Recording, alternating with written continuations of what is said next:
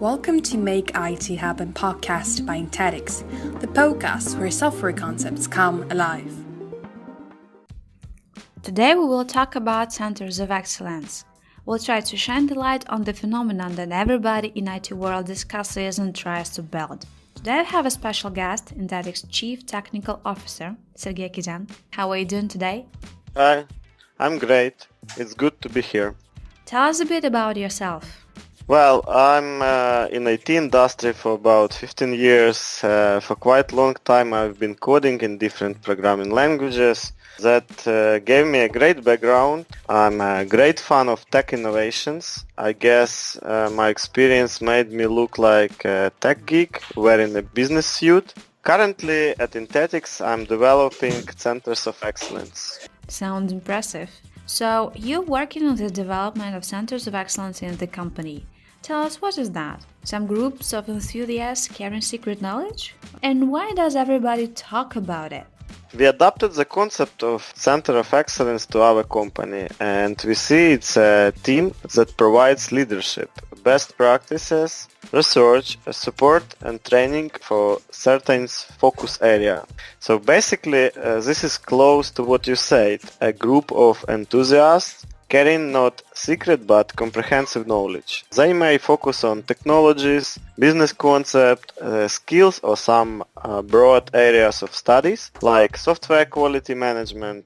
If you look at it in the global scale, they help to deal with two major company challenges, customer and people. That's interesting. Tell us more about that. How can a center of excellence can help solving the challenge with customers? Okay, let's take an example. You are a sales manager. You are in a constant search for new customers. The reality tells you that to win the race and get a client, your company should be somehow different from others. There must be some advantage, some unique proposition, and this is actually the moment when Center of Excellence works as a card up your sleeve. Since the members of Center of Excellence are not only the geeks as it may seem, they are the people who look at things from the tech and business perspective. They know how to find the most efficient solution to challenges. They dive into tech things and apply them to business issues. They know how to present an idea. They know how it works. They literally connect sales and engineering departments and thus create a new line of business for a company. That's an unusual approach, and I see this is really great help. Seems like a center of excellence is a real proof of company's expertise. Yep, exactly. It's like having a tech squad on board. Yeah, right. But what about the second challenge? You said it is about people. Does it mean that a center of excellence helps hiring people? In a way, but not exactly like this. You see, software engineers are looking for a lot of things in the company. This can be an interesting project, studying the latest technologies, a good team, personal development, and so on and on. Centers of Excellence provide this. They operate like R&D teams where engineers dive into the areas that are interesting to them. Not because the project demands it, but because they want to study something new themselves. I know people who applied to companies mostly because there was a Center of Excellence studying the tech solutions they like. There is also another side. It is closer to managerial stuff. Center of Excellence are the so-called providers of experts. When you have such a person on a project, you can be sure that the solution would be interesting and reliable. Looks like a center of excellence is a talent academy.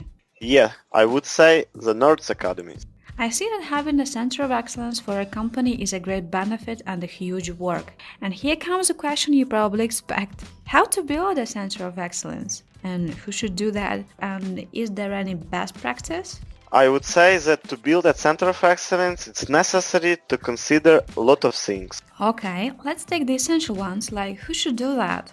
This is really an essential thing, and I would like also pick it as the first one. First of all, I should say that the main goal of any Center of Excellence is to become a new line of business for the company.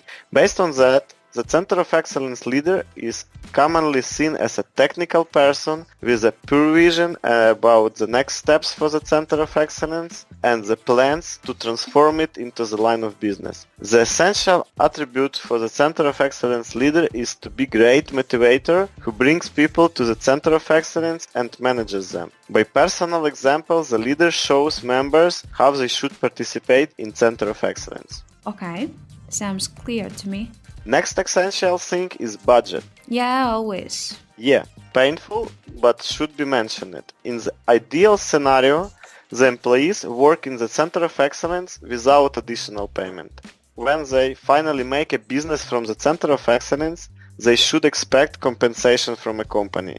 When the Center of Excellence becomes business for a company, their return on their investments follows inevitably. The Center of Excellence should include the enthusiasts that are passionate about the things they are doing. Only in this case they will be successful and finally get their reward.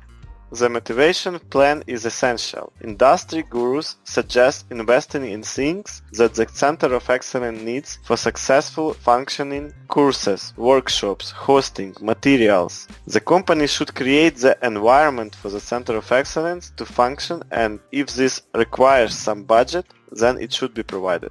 So is it correct that the Center of Excellence is, first of all, the experience and expertise gathering initiative? Right you are. For some employees, Center of Excellence becomes a hobby. No, I didn't expect that. Okay, what else? Then the implementation process goes, and it is really challenging. It always depends on the company needs. There are some general rules. I would say that the first one is to make all Centers of Excellence work in the similar way. The next one is my favorite. Don't create strict rules and processes for Center of Excellence. This is an area of technical art. Software engineers will not like strict rules. Well, nobody does. I agree. There are few things to remember. Center of Excellence should be launched by enthusiasts, but it should not be a company order. And it's good to have one person in the company who coordinates all Centers of Excellence. The CTO can be a perfect choice. And the last one is about meetings. A CTO would need them to understand how the things are going. I can't say these are strict rules, but they are really necessary. Okay, this is it? With all these we have an ideal Center of Excellence? Nope, we are just halfway. Next stop is company integration. That's the step when Center of Excellence is promoted inside and outside the company.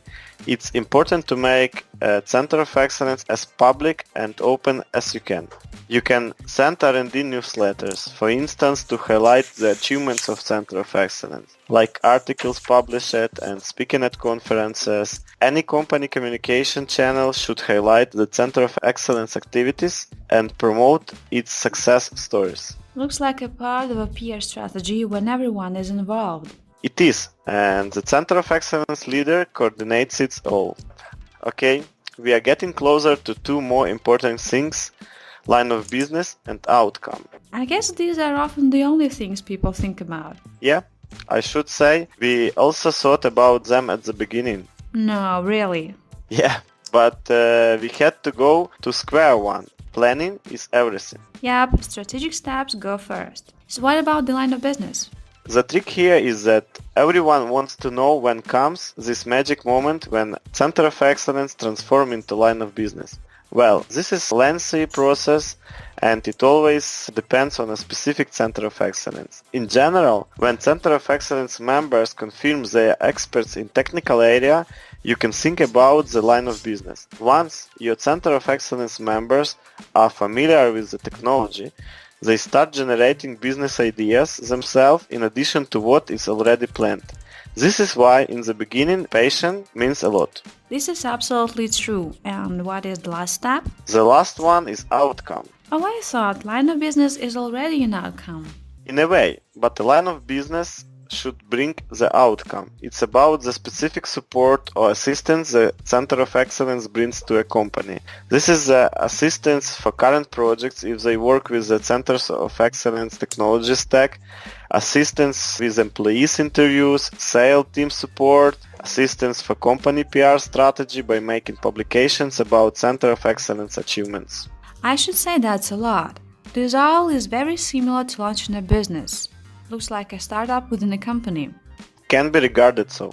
Okay, if we wrap the COE story up, what would be the benefits from a Center of Excellence apart from line of business and employee hiring? Well, to cut it short, with Center of Excellence, the company has available experts that move innovations forward. The latest technologies will never be lost of sight. Center of Excellence is a great motivation for employees. They learn more and they can offer better and more interesting solutions. Center of Excellence is a great help for sales team. In the last, but for sure not the least, is that the Center of Excellence is a driver for the whole company. When several teams constantly dive into tech innovations, the company just cannot lag behind the competitors. Yep, no way. Thank you a lot. It was quite comprehensive talk, a ready-to-use action plan and guide. Happy to help and thank you for having me. I'm always glad to share good things. By the way, if you'd like to know more about Centers of Excellence, you can go and check our blog. That's cool, thank you. I'll leave the link down below. Thank you for listening and have a great day. Bye! It was Make IT Happen, a podcast where software concepts come alive, provided to you by Intedix Incorporated. Thank you for listening. To get to know more about this and other podcasts, please visit intedix.com.